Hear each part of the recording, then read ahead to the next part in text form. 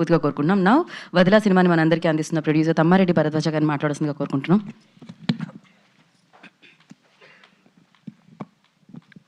అందరికీ నమస్కారం.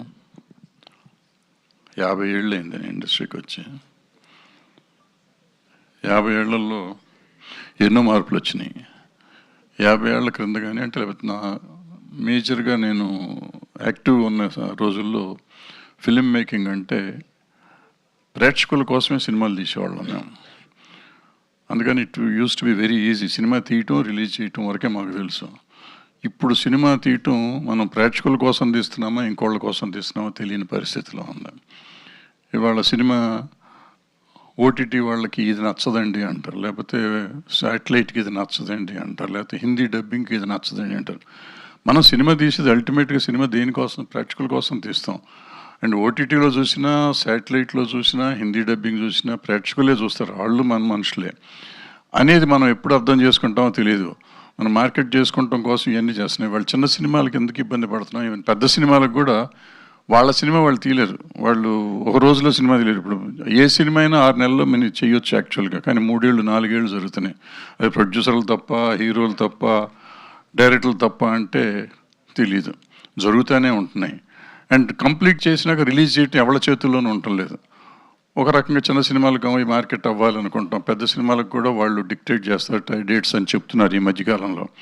సో ఇవన్నీ జరగాలంటే ముందు మనం సినిమాని నమ్మాలి, సినిమాని నమ్మే తీయాలి.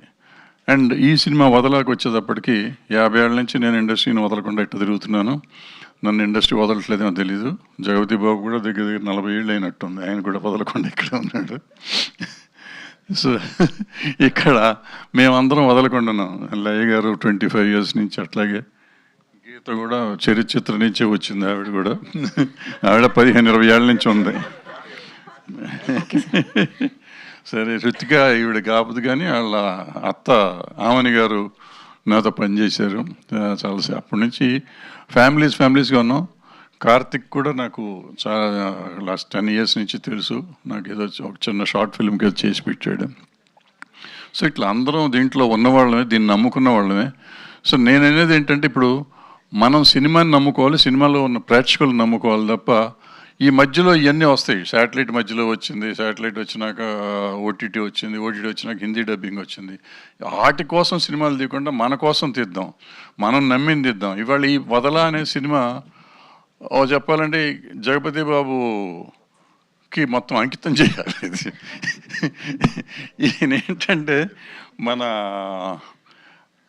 రితిక అంటే ఆ క్యారెక్టర్, సినిమాలో క్యారెక్టర్ అముద క్యారెక్టరు, ఆవిడ అబ్సెషన్తో వీళ్ళ ఫ్యామిలీని అంతా ఇబ్బంది పెడుతుంది. ఈయన ఈ సినిమా మీద అబ్సెషన్తో ఇప్పుడు దాకా ఇంకా పడతానే ఉన్నాడు. ఓ హీరో ఆ సినిమాకి యాక్ట్ చేసినాక అబ్బా అయిపోయింది, ఈ సినిమా అయిపోయింది, చాలా నాకని పోతారు. ఈయన వాడు వదలడు నన్ను, పైగా ఫోన్ చేసి అంటే నేను మిమ్మల్ని వదలండి అంటాడు. ఇది ఎక్కడ గొడవ బాబు, నన్ను వదిలేవయ్యా, సినిమా అయిపోయింది కదా, ఏమైనా డబ్బులు లేదా ఇస్తారంటే డబ్బులు అయిపోయినాయి అండి, వద్దండి, ఇది ఇట్లా చేద్దామండి అండి. సో అంటే అంత అబ్సెషన్ సినిమాకి. ఈ సినిమా ఇంత బాగా రావాలి, ఇంకా ఆడాలని నిన్నట్టు కూడా ఆయన కూర్చొని ఎడిటింగ్ రూమ్లోనే కూర్చున్నాడు.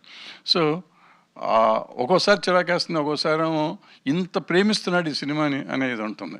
తను ఆ కథ రోజు నుంచి రిలీజ్ రోజు వరకు తాపత్రయం, అబ్సెషన్ అంటే తపనే. ఆ సినిమా కోసం ఆయన తపన పడుతున్నాడు.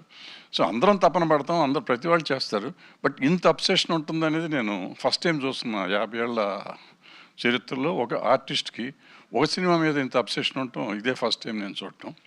సో జగపతి బాబు అబ్సెషన్ కోసం అన్నా, లేకపోతే ఈవిడ రితిక సినిమాలో ఎంత బెదిరిస్తుందో దానికోసం అన్నా, మా అందరి కోసం అన్నా 50 ఏళ్ళ నుంచి మేము ఇక్కడ ఉన్నాం, మమ్మల్ని ఉంచారు మీరంతా. సో మేము వదలకుండా మీకున్నాం, మీరు మమ్మల్ని వదలకుండా 50 ఏళ్ళ నుంచి ఇండస్ట్రీలో ఉంచారు. ఎంతోమంది వచ్చారు వీళ్ళని నేను వచ్చినాక.